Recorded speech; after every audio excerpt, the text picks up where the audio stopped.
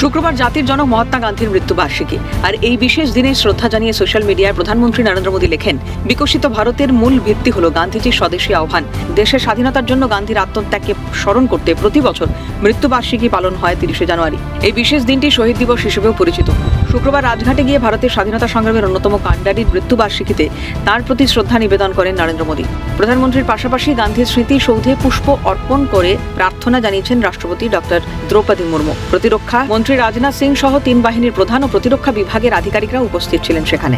মহাত্মা গান্ধীর মৃত্যুবার্ষিকীতে সোশ্যাল মিডিয়ায় শ্রদ্ধা নিবেদন মুখ্যমন্ত্রী মমতা বন্দ্যোপাধ্যায়ের। তার আদর্শের কথা মনে করিয়ে গণতন্ত্রের বার্তা দেন রাজ্যের প্রশাসনিক প্রধান। পোস্টে মমতা বন্দ্যোপাধ্যায় লিখেছেন, গান্ধীর ঐক্যবদ্ধ অন্তর্ভুক্তিমূলক ভারতের দৃষ্টিভঙ্গি গণতন্ত্রের প্রাণ। শুক্রবার সকাল সকাল মেয়র রোডে গান্ধী মূর্তির পাদদেশে জাতির জনকের মূর্তিতে শ্রদ্ধার্ঘ্য অর্পণ করেন রাজ্যপাল সিভি আনন্দ বোস। তার সঙ্গে ছিলেন রাজ্যের কৃষিমন্ত্রী শোভনদেব চট্টোপাধ্যায়। মাল্যদান করে রাজ্যপাল আনন্দপুরের নাজিরাবাদে ভয়াবহ অগ্নিকাণ্ডের প্রসঙ্গ তুলে প্রতিক্রিয়া দেন সংবাদ মাধ্যমকে। মহাত্মা গান্ধীর তিরোধান দিবসে আলিপুর মিউজিয়ামে গান্ধী মূর্তিতে শ্রদ্ধা জানান ফিরহাদ হাকিম। জাতীয় পতাকা উত্তোলনের পর সেখান থেকেও সাহস সফর নিয়ে আক্রমণ শানান মেয়র। এরই পাশাপাশি তিনি জানান, আরএসএস আততায়ীদের দ্বারাই গান্ধীকে হত্যা করা হয়। आरएसएस আত্মীয়তায়ীদের দ্বারা গান্ধীজিকে হত্যা করা হয়েছে।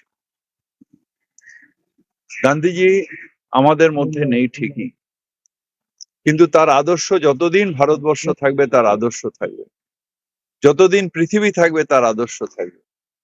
তার কারণ গান্ধীজি মারা যেতে পারেন। রাজীব নস্কর ও খালিদ জামালের রিপোর্ট, ক্যালকাটা নিউজ।